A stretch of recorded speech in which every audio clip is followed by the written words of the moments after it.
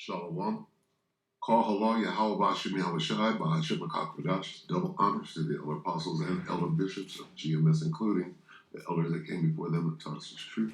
Shalom and salutations to all the brothers of the word and truth and in sincerity, the hope of elect, tabernacle of David. To the Aquat that are listening and learning, being the pillar of rest. The 144,000, the 1/3, the hopeful elect of Israel, and the brother Yahshua. I'm back with the World War III daily update. Shalom and salutations to you all. We're going to start here at Jeremiah 51 and 11. Make bright the arrows, gather the shields. The Lord hath raised up the spirit of the kings of the Medes. Who is that? Right? That's that whole, really it's the Soviet Union, but we'll just say Russia. Okay, for his devices against America, Babylon the Great, to destroy it because it is the vengeance of the Lord, the vengeance of his temple. Okay, set up the standard upon the walls of Babylon. Make the watch strong, set up the watchmen, prepare the ambushes, for the Lord hath both devised and done that which he spake against the inhabitants of Babylon. All right. O thou that dwellest upon many waters, America, abundant in treasures, America, used to be. Thine end is come, and the measure of thy covetousness. All right? So, let's let Paul here, the Wolfman Jack of today, right? Let me qualify that. Let's see. Let's go here real quick. And I'm having fun, right? Let's see. Forgive me. Some of you might be a little young to remember who this is, right? See how it just comes up? Wolfman Jack. Let's go to images. Wolfman Jack. Where's he at? There you go. Let's see. Let's get it. Let's get some of that real hair going up. Wolfman Jack. Come on, Wolfman. Where you at? Okay, you gotta go by the white berry one. Look at it. The Wolfman, he had to be a Jake. Look. Wolfman Jack was a Jake. Let's see. Come on, Wolfman. Anyway, let's see. Anything? Does he look anything like Paul? Let's see. All right, anyway. Take it away, Paul. Off-grid desert farming news with Paul and Adrian. Okay. The world's gone mad and time is up as we face WW3, crazy weather, and the U.S. So let's let him speak for a while and see what he says, and then I'll bring it to an end, and we'll get a precept on the way out. Take it away, Paul. We're going to postpone this and show it to you on Friday morning, but this is the breaking news that Israel is now practicing setting off a nuclear bomb. And there you have it. Israel is practicing what? This is huge. Israel is now practicing setting off a nuclear bomb on Iran. That Russia has tracked a secret Israeli missile that was tested the other day to strike Iran with a first nuclear strike. Let's go ahead and cover that information. Everything is moving, folks, for World War III. And we might not have the nuclear bomb used by Russia in Ukraine. It actually might be Israel. It might be the state of Israel that actually launches the first nuclear bomb of World War III against Iran. That would be the least of the flock drawing them out, okay? Which is, which is true. But then, we just read that the kings of the Medes are being stirred up, right?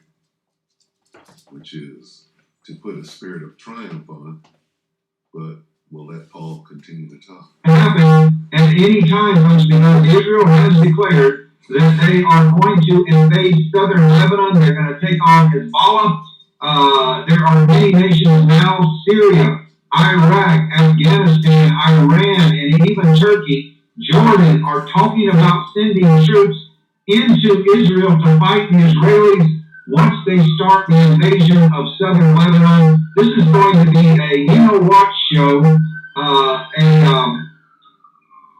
there's other derogatory terms I could use, but I'm not going to do it. But anyway, it's going to be a SHIT show, and it's all about to go down probably in the next couple of weeks. So let me go ahead and get this first article up for you guys. This is breaking news coming in right now. And let me fix this layout here so you can see me better. Now let me stop right there, because this goes right into the precept that we brought out. You're gonna stir up who? Stir up the kings of the Medes, right? Well, there's the Medes. What are they saying? Say the Russians. What do they say? Israel will attack Iran. That's stirring up the Russians, is it not? It is. State-of-the-art Israeli missile passed Crete and fell off Malta. Whoa. Okay. So anyway, this headline, right, basically says this. Right? What does it mean to start at 11? Right? What does it mean? Raise up the spirit of the Medes. What does that mean? The Lord hath raised up the spirit of the Medes, right? Well, this says exactly that. Israel will attack Iran. When Israel attacks Iran, what are the Russians going to do? They're ready. Okay, we can go to Ezekiel 38 and see clearly that the Persians are receiving aid, military aid, weapons, and support from the Medes, or Iranians are receiving aid, support, and weapons from the Russians. Okay, so that's exactly, they're being raised up, right? The spirit of them. So this is breaking news coming in that Israel will attack Iran. State-of-the-art Israeli missile has passed Crete. So when you speak of Iran, you're speaking of the Russians. When you speak of the Israelis, you're speaking of Babylon. Understand? Who's backing Iran? Russians. Who's backing Israel? Babylonians. You understand? Through the spirit. And fell off the coast of Malta, says the Russians. It says, our decision will affect the entire Middle East. Iran will have 5 atomic bombs just in a month. So this is going to happen, folks. There is nothing basically that we can do to prevent this. I do believe that we're going to have multiple war fronts open up in the world this summertime. So this is just a picture of a missile being launched. Russian early warning radars have detected the launch of an Israeli medium-range ballistic missile, which passed right over Crete and fell into the sea off of Malta. According to the Russians, Israel simulated a strike on Iran, while there are fears that the simulation was not for a simple strike, but for a nuclear one. The Israeli missile traveled about 1,800 kilometers from the launch site, roughly the distance to Tehran. The Russian think tank Rybar reports for its part on June 24th, just 3 days ago. People living near the Palmechin Air Base recorded the launch of a missile from a military installation. Residents of Malta reported the missile flying and falling somewhere in the Mediterranean Sea. The distance was about 1,700 to 1,800 kilometers. We searched the available NAVTEX and NOTAM data, and indeed we found flight and movement restrictions in the area east of the island for those dates only. Given the distance from Israel, the flight of the Elat Shevet plane, they always fly close by when testing missiles, and the lack of media coverage, the Israelis must have been trying something serious. Moreover, a distance of 1,800 kilometers is enough to hit Tehran from Tel Aviv. And against the background of the escalation with Lebanon and the declarations of the Iranian side about the possible entry into the conflict, such a test seems very symbolic. So this is the flight right here. This is Israel right down here, and you can see the flight of the missile, a distance of 1,800 kilometers. It went right off the coast of Malta here and Crete and landed in the ocean. So Israel is practicing hitting Iran with this new missile. Dramatic moments in the Middle East. Iran will have 5 atomic bombs in just 30 days.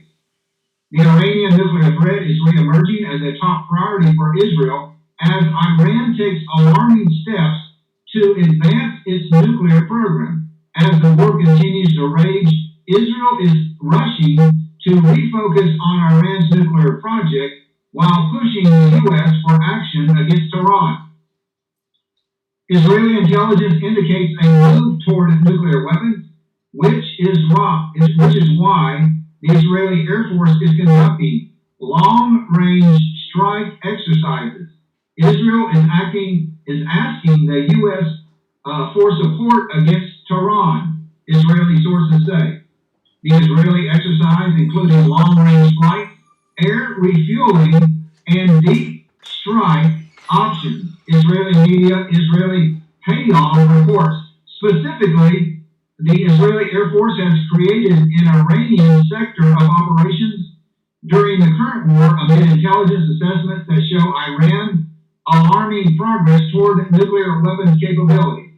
Israel feels that Iran will move too quickly towards acquiring nuclear weapons while the U.S. is busy with the presidential election campaign. Tehran may also count on the ongoing conflict in Gaza and Lebanon to divert attention away from its nuclear moves. The IAEA has warned that Iran is dramatically accelerating uranium enrichment by installing advanced centrifuges at Fordo. Tehran's enrichment capacity is expected to increase by more than 300%, allowing it to produce enough material for 5 atomic bombs within just a month, according to a recent report. New information indicates Iranian activities to reduce the time needed to build a nuclear bomb, Wallet News reported. Dozens of scientists in Iran are said to be working on all aspects of building a nuclear weapon, including computer modeling of nuclear devices. Because of the escalating threat, Prime Minister Benjamin Netanyahu has reestablished a task force of Israeli defense officials, intelligence officers, and diplomats to focus on the Iranian nuclear project, the report has said. This is going to happen, folks. Defense Minister Gallant tells the United States Israel is nearing a decision that will affect the entire Middle East. Time is running out to stop the Iranian nuclear weapons. Our decision, the Israeli decision, will affect the entire Middle East. Israel is approaching a decision that will affect the entire Middle East. Time is running out to stop Iran's nuclear weapons, said Israel's Foreign Minister Gallant, raising questions about whether the target is only Hezbollah at this stage.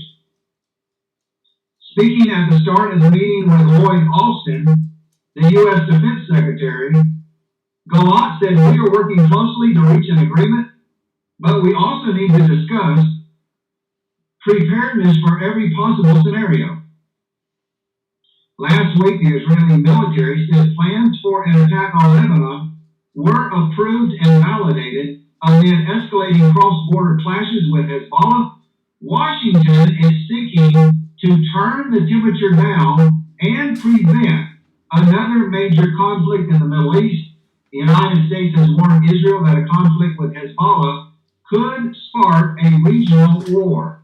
U.S. Defense Secretary Lloyd Austin met with his Israeli counterpart, Yoav Galad, at the Pentagon, saying diplomacy is the best option and fears of a major war against Hezbollah militant group in Lebanon have grown after months of cross-border fires. Another war between Israel and Hezbollah could easily become a regional war with dire consequences for the Middle East, Austin said. Diplomacy is by far the best way to prevent further escalation.